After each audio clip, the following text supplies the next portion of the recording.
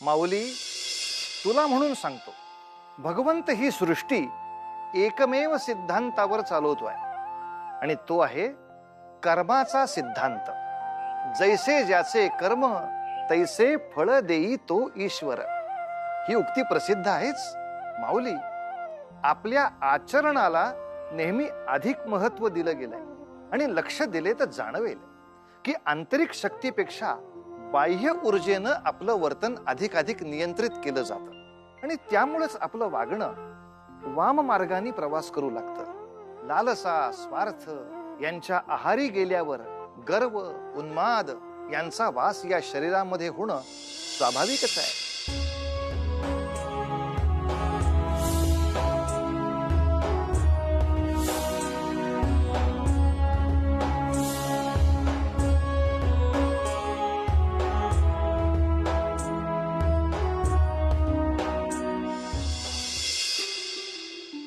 हे घे।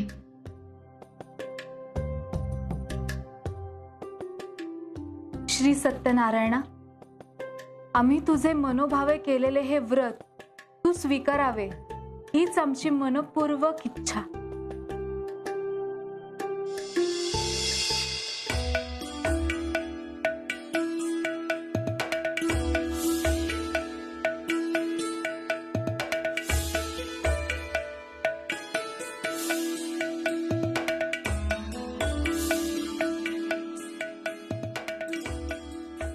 पिताश्री, आपली नाव बघा, धनाच्या ओझ्याने किती खाली गेली आहे।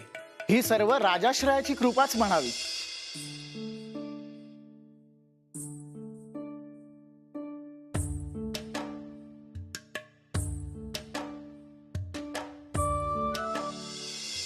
राजांनी खूप मोठ्या प्रमाणात धन आणि द्रव्य दिलेले आहे।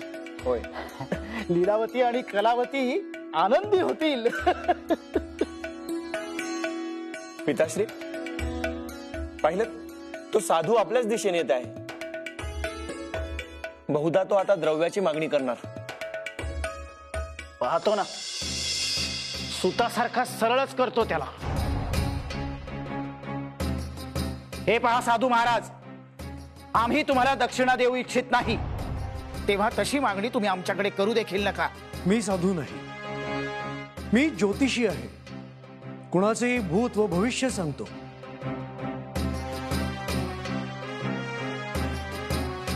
तुमच्या या नौकेतल्या थैल्या पाहून आणि तुमचे चेहरे पाहून असे भाकीत होते की तुम्ही कुठेतरी चोरी केली असावी। ए म्हाताऱ्या, तोंड सांभाळून बोल। स्वतः ज्योतिषी म्हणवतोस? अरे मला तर तू भोंदू वाटतोयस, भोंदू। एवढा उन्मत्तपणा आणि मला इतके बोल लावत आहेस तर मला सांग की तुझ्या या नौकेत आहे तरी काय? आम्ही दुर्मिळ वनस्पती आणि वेली घेऊन निघालो आहोत। उत्तम, निसर्ग हाच खरा दागिना आहे।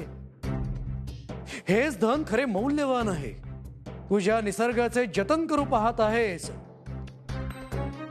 त्यात वृद्धी होवो। शुभम भवतु। निघा।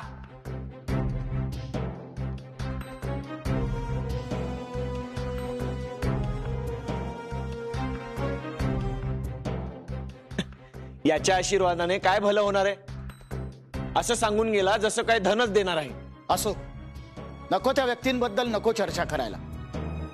मला असे वाटते आहे की आपण स्नान करूनच घरी जाऊया। कल्पना तर चांगली आहे, पण आपण दोघंही गेल्यावर द्रव्याची रक्षण कोण करणार? मला तर इथे आजूबाजूला कोणीही व्यक्ती दिसत नाहीये। आपण त्वरित जाऊ आणि येऊ, तोवर धन आणि आपली नौका येथेच राहील। चला। हो।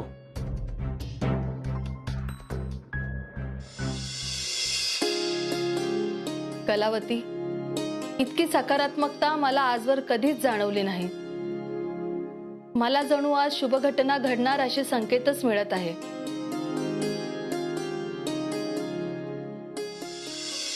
शुचिर्भूत झाल्याने कसे प्रसन्न वाटत आहे। होय, मला तर कधी एकदा लीलावती आणि कलावतीच्या चेहऱ्यावरचा आनंद पाहतोय असे झाले आहे।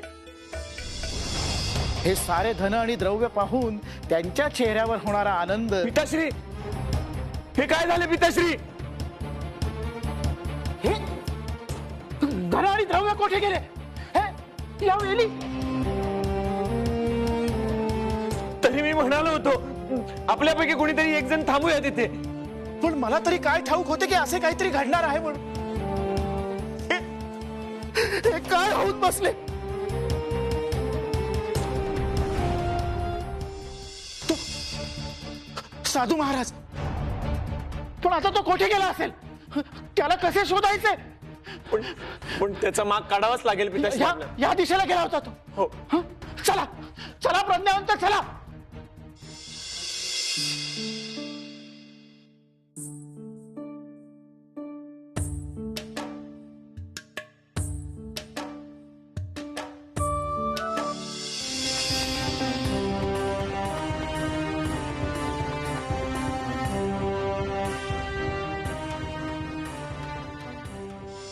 प्रज्ञावंत, तुम्ही या दिशेस पहा, मी या दिशेस पाहतो. होय पिताश्री.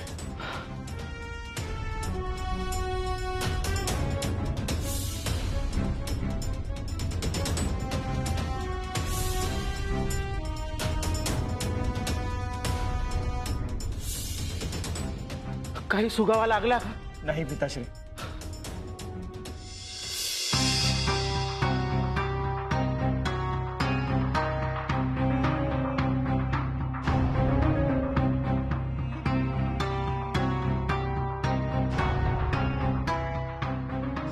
या आलात माझा माग काढत. आपणास कसे ठाऊक? मी सांगितले होते, मी ज्योतिषी आहे. भविष्यात तुम्ही माझा माग काढत येणार हे मी जाणीलेच होते. म्हणजे आमचे धन आणि द्रव्य नाहीसे होणार हे देखील? होय, तर ते तर होणारच होते. आम्हाला आमचे धन परत प्राप्त करून द्या. आपण जसे सांगाल तसे आम्ही करू. आपण कोणतेही व्रत करायला सांगा, कोणतीही पूजा अर्चा करायला सांगा, नवस सायास करायला सांगा, आम्ही ते करू. हेच इतके अघटित घडून देखील तुझी मती स्वार्थाच्या चिखलात रुतलेली ती रुतलेलीच आहे. तुला हाव आहे ती ऐहिक सुखाची, धनाची. त्यासाठी तू खोटी वचने देखील देऊ शकतोस. आठवते, तुला अपत्य प्राप्त व्हावे म्हणून तू एक व्रत पूर्ण करणार होतास. तुला कन्यारत्न प्राप्त झाले, त्या कन्येचा विवाह देखील झाला, तरी तू अजून ती पूजा केली नाहीस, ते व्रत पूर्ण केले नाहीस. परंतु हे सारे चक्र घडवणारा मीच. तुझ्या आयुष्यात संकट आणणारा मीच. तुला अजूनही उपरती झालेली नाही. तुझे मन कलुषित ते कलुषितच आहे. आपण नेमके कोण आहात?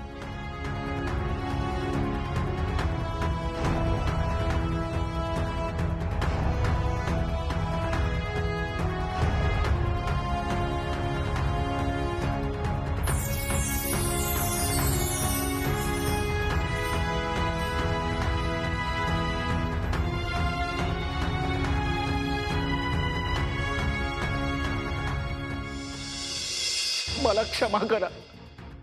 माझ्यासारख्या तुच्छ व्यक्तीचे आयुष्य केवळ आपल्या अस्तित्वामुळे आहे. मला विसर पडला होता. माझ्या पत्नीने मला वेळोवेळी सांगितले होते की आपण सत्यनारायणाचे व्रत करू,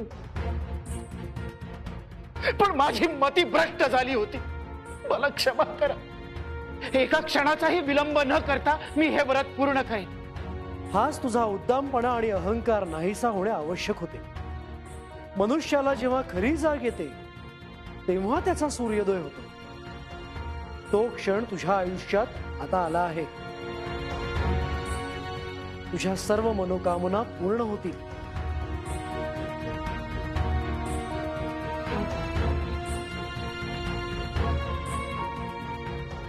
शुभम भवतु.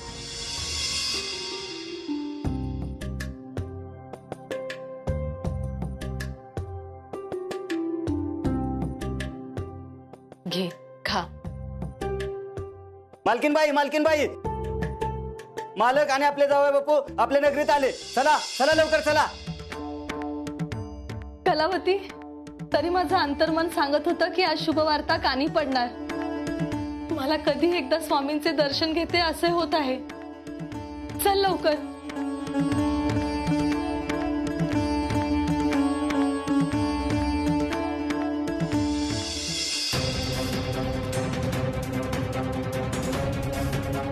तू तुझ्या पित्याप्रमाणेच मोहात अडकून राहिलीस. ज्या पतीच्या भेटीस अधीर होऊन पूजेचा प्रसाद भक्षण न करताच निघून गेलीस ते व्रत अपुरे राहिले आहे. ज्यासाठी तू हे व्रत अपुरे सोडलेस तो तुला कायमचा दुरावेल असा मी तुला शाप देतो.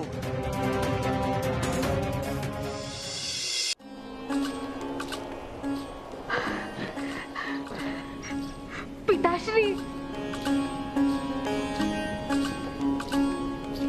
कलावती,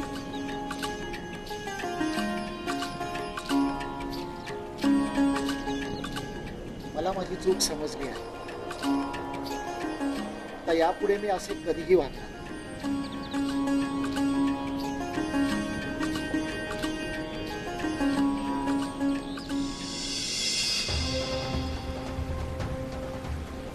पिताश्री,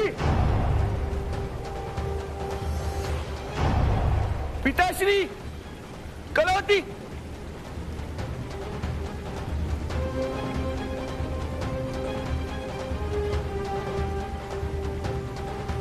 कलावती,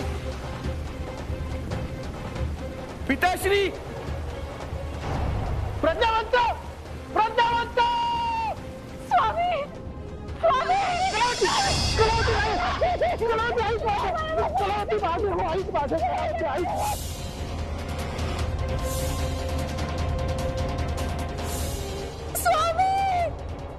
कलावती, कलावती, कलावती, कलावती, कलावती, ए कलावती,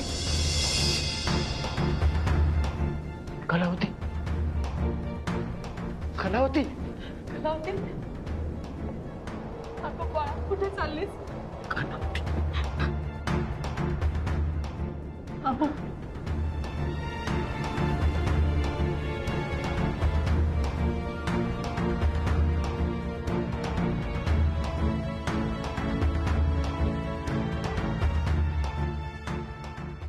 अगं कला, ते काय करतेस तू? आणखी काय करू शकते मी? इतका विरह सहन केला, पण आता तो शक्य नाही. माझे स्वामी माझ्या डोळ्यासमोर नाहीसे होताना किती यातना झाल्या. म्हणूनच मी स्वामींच्या पादुका घेऊन सती जायचा निर्णय घेतला.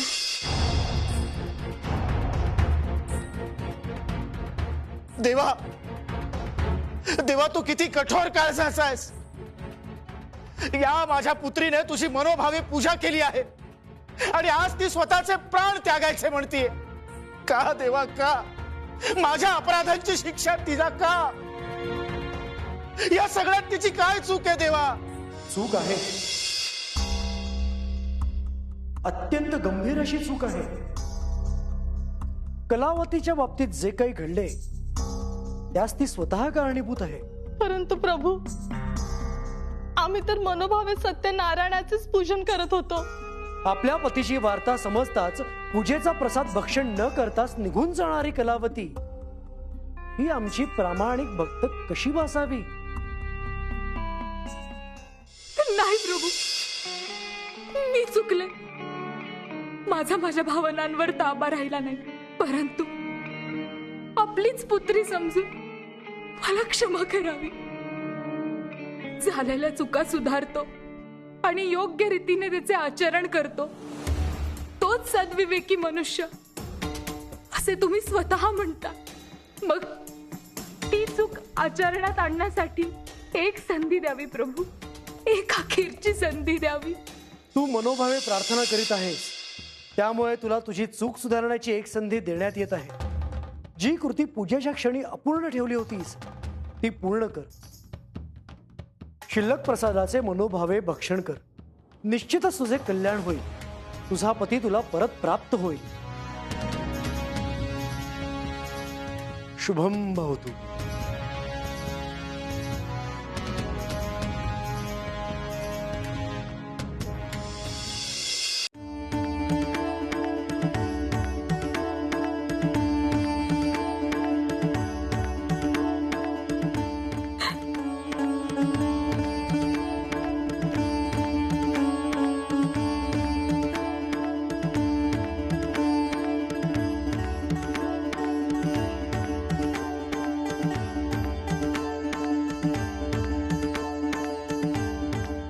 सत्यनारायण, चुकले रे मी देवा, चुकले. यापुढे कधीच माझ्याकडून अशी चूक घडणार नाही. माझ्या पतीचे प्राण मला परत कर. क्षमा कर मला, क्षमा कर.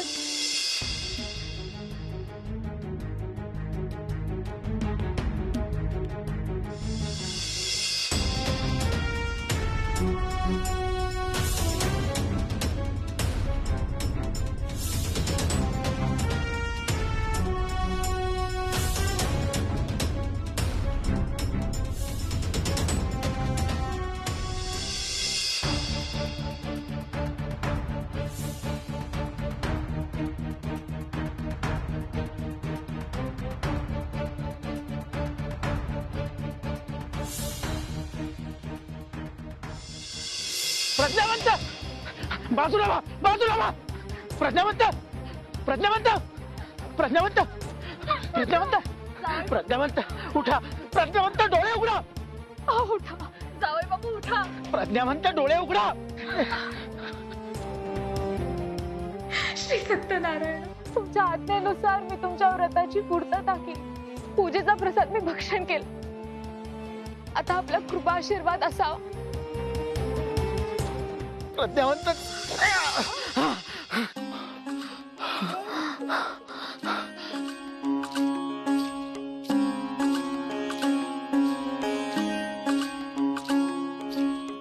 स्वामी, आज मला खऱ्या अर्थाने भगवंताचे, श्री सत्यनारायणाचे महत्व पटले आहे.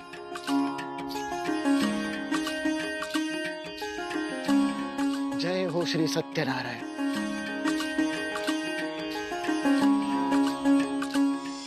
तर मंडळी, अशी ही या सत्यनारायण व्रता मागील कहाणी आहे.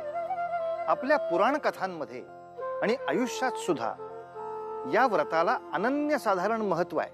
आपले जीवन सुख समृद्धी यांनी भरून जावं याकरता आपण शास्त्रोक्त पद्धतीनं ही पूजा केली पाहिजे. पूजेच्या दिवशी घराच्या दारावर आंब्याच्या डाळा लावाव्यात. जिथे पूजेची व्यवस्था केली असेल ती पूर्वाभिमुख असावी. पाट अथवा चौरंग याच्यावर शुचिरभूत वस्त्र अंथरावं. मध्यभागी आणि चारही बाजूंना गहू आणि तांदूळ यांनी आरास काढावी. मध्यभागी कलश ठेवावा. शेजारीच नारळ महागणपती म्हणून स्थापन करावा. विड्याची पानं त्याच्यावर सुपारी यांनी सजावट करावी. ते देखील महागणपती यांचेच रूपक मानले जाते. चौरंगाच्या चारही पायांना केळीचे खुंट बांधावेत. पूजेची तयारी म्हणून ताटात बेल, तुळस आणि विविध फुलं घ्यावीत.